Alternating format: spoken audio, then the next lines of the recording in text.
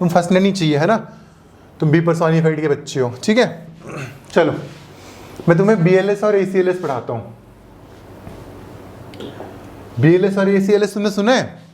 नहीं सुना होगा बहुतों ने, बोर तो नहीं लग गए होने हैं, ज़्यादा लंबा हो गया। अरे कोई बात नहीं, इंटरव्यू भी तो तुमने देना ही है और उसके लिए प्रिपेयर तो करना ही है। चलो मैं तुम्हें BLS और ACLS पढ़ाता हूँ और यहाँ से तुमसे क्वेश्चन वो पुटअप कर सकते हैं कि अगर ऐसे सिचुएशनल क्वेश्चन तुम्हारे सामने दे दिया तो तुमसे वहाँ पूछ लेगा कि अच्छा ठीक है, एम्बुलेंस आ रही है, कौन सी एम्बुलेंस आ रही है, BLS आ रही है या ACLS आ रही है। अब मैं तुम्हें बता देता हूँ BLS क्या होता है। BLS जो है ना तुम्हारा बेटा, वो होता है बेसिक लाइफ सपोर्ट और ACLS होता है एडवांस कार्डियक लाइफ सपोर्ट। अब तुमने बहुत सारी मूवीज़ के अंदर देखा होगा कि बस किसी की अगर सांसें नहीं चल रही होती हैं, वो बेचारा बेहोश जाता है तो उसकी चेस्ट को पंप किया जाता है, उसको क्या बोलते हैं, उसको बोलते हैं हम CPR। What is CPR? आपसे फुल फॉर्म पूछी जा सकती है कि CPR की फुल फॉर्म बताइए। The full form of CPR is cardiopulmonary resuscitation. आपको इसकी फुल फॉर्म भी पता होनी चाहिए। अब आपने ये आंसर दिया कि सर मैं सबसे पहले खुद को देखूंगी, उसके बाद में BLS को बुलाऊंगी, है ना। That is the first action and the right approach you have to do as a healthcare worker। ये आपकी प्रॉब्लम सॉल्विंग एबिलिटी को दर्शाता है कि आप कितने बेटर तरीके से प्रॉब्लम्स को सॉल्व कर सकते हैं। अब देखो वहां पे तुम ये बोल सकते हो, अगर तुम्हें वो थोड़ा सा हल्का सा और एडवांस दिखाना होगा ना अपना, कि तुम्हें अपना इंप्रेशन पढ़वाना होगा, तो मैं तुम्हें पढ़ा देता हूँ, ठीक है। तो देखो BLS क्या होता है, बेसिक लाइफ सपोर्ट होती है जो कि नॉर्मल एम्बुलेंस होती है। उसके अंदर तुम्हारा एम्बू बैग होता है, एम्बू बैग तुमने देखा होगा ना, इसको दबाते हैं ऐसे ऐसे, है ना। किसी को पता है उसकी फुल फॉर्म क्या होती है?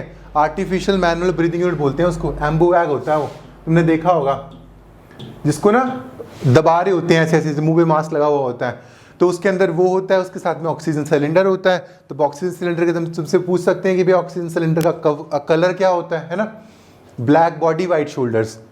इस तरह से समझ लेना कि याद रखना, black body white shoulder colour होता है और तुम्हारा ऑक्सीजन के सिलेंडर का, तो वो तुमसे ये भी पूछ सकते हैं। तो अब ये होगा कि BLS की एम्बुलेंस आएगी, जब तक BLS की एम्बुलेंस नहीं आ रही है उस टाइम तक अगर कोई ऐसा पेशेंट है जो कि बिल्कुल बहुत ज़्यादा हाई प्रॉब्लम में है, उस टाइम के ऊपर तुम क्या करोगे, तुम उसको दोगे CPR, ठीक है। अब CPR देने के लिए ये एक बहुत बड़ा टॉपिक है, वो उतने ज़्यादा इन डेप्थ जाने की जरूरत नहीं, जब हम मेडिकल कॉलेज में पढ़ते थे तब की बातें हैं, लेकिन तुम्हें इतना ज़्यादा इन डेप्थ नहीं पूछेंगे, इतने मतलब बेसिक लेवल के ऊपर, क्योंकि तुम अभी सिर्फ क्लास 12th पास आउट्स हो।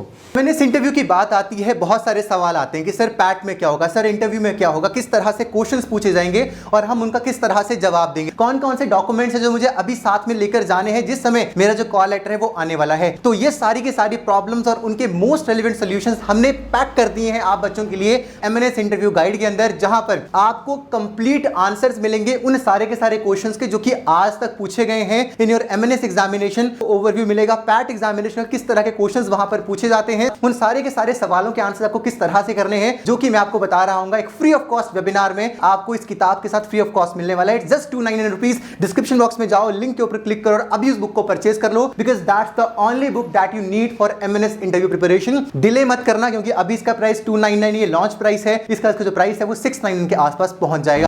तो यहाँ पे क्या है, तुम्हें सिर्फ इतना पता होना चाहिए कि उस टाइम पे जो लोग रिस्पॉन्ड नहीं कर रहे हैं, जो बेहोश हैं, उस टाइम के ऊपर उनके ऊपर सर CPR भी परफॉर्म किया जा सकता है। इससे ऊपर वो तुमसे एक्सपेक्ट नहीं करेंगे। अगर कोई आंसर दे ही देगा तो बहुत बड़ी बात है। तुमने CPR की फुल फॉर्म याद रख लेनी है, कार्डियो पल्मोनरी रिससिटेशन, ठीक है।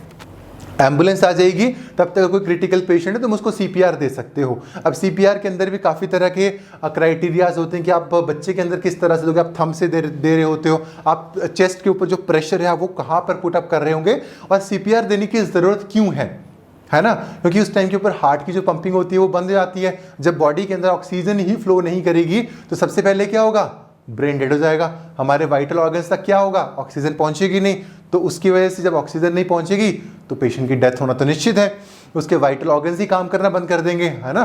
तो इस तरह के क्वेश्चंस भी आपसे वहां पर पुट अप किए जा सकते हैं। उसी के साथ में जब आप CPR दे रहे होंगे तो वहाँ पे आपसे ये क्वेश्चन पूछा जा सकता है कि क्या आप उसको माउथ टू माउथ रेस्पिरेशन देंगे, कि क्या आप उसके मुंह में अपने मुंह से हवा भरेंगे। तो आप होंगे उस टाइम पे कि हाँ जी सर हम भर देंगे, कि हम तो नामी के ऑफिसर्स हैं, ऐसा नहीं होता है। जब भी तुम किसी एक फॉरेन पेशेंट को, फॉरेन पेशेंट का मतलब ये मत समझना कि वो रशिया यूक्रेन से आया है, फॉरेन पेशेंट का मतलब ये है कि कोई फॉरेन बॉडी है जो कि तुम्हारी बॉडी का हिस्सा नहीं है। जब भी तुम उसके साथ इंटरेक्शन कर रहे होंगे तो बीच में क्या रखा जाता है, बीच में एक मास्क रखा जाता है या फिर एक जो तुम्हारा हैंकरचीफ होता है उसको रखा जाता है, हैंकी को रखा जाता है, ताकि जो फ्लूइड्स के साथ जो डायरेक्ट कांटेक्ट है वो तुम्हारा पेशेंट के साथ बिल्कुल भी ना हो, क्योंकि तुम्हें नहीं पता ना यार कि उसको कौन सी प्रॉब्लम है। हो सकता है उसके स्पूटम से, हो सकता है उसके सलाइवा से तुम्हें कोई कम्युनिकेबल डिजीज हो जाए, तो तुम्हें खुद का भी ध्यान रखना होता है। इस देखो मैंने अभी तक जितना डिस्कस कर लिया कि BLS और ACLS क्या होता है, तो BLS का मतलब ये होता है कि जो ट्रीटमेंट, जो इनिशियल ट्रीटमेंट जो उसको एम्बुलेंस के अंदर ही मिल जाएगा, वहाँ पे काफ़ी तरह की चीज़ें होती है कि तुम्हें उतनी ज़्यादा डिटेल में जाने की जरूरत नहीं है। और दूसरा होता है ACLS। ACLS होता है एडवांस कार्डियक लाइफ सपोर्ट, जो कि हॉस्पिटल के अंदर होता है। तुमने देखा होगा ना फिल्मों में कि हाथ में ऐसे दो प्रेस सीधा पकड़ते हैं, उसको छाती पे लगाते हैं, ऐसे लगता है वो इस पोजीशन में है ना। तो इतना तुम्हें डिटेल में नहीं पूछेंगे, लेकिन ACLS का मतलब ये होता है कि जितने भी तुम्हारे एडवांस इक्विपमेंट्स हैं, जैसे तुम्हारा जो छाती पे लगाते हैं उसको बोलते हैं डिफिब्रिलेटर, है ना। डिफिब्रिलेटर तुम्हारे पास है, तुम्हारे पास एड्रेनलिन है, मतलब ड्रग्स हैं तुम्हारे पास प्रॉपर, तो तुम उस टाइम के ऊपर उसको पेशेंट को बचा रहे हो, तो वो हॉस्पिटल कंडीशन के अंदर जब ये सारे के सारे प्रोसेसेस को फॉलो किया जाता है उसको हम बोलते हैं ACLS। और जो BLS है तुम्हारा वो नॉर्मल लेवल के ऊपर किया जा सकता है, जहां पर उतने ज़्यादा इक्विपमेंट्स का जो इस्तेमाल है वो वहां पर नहीं किया जाता है।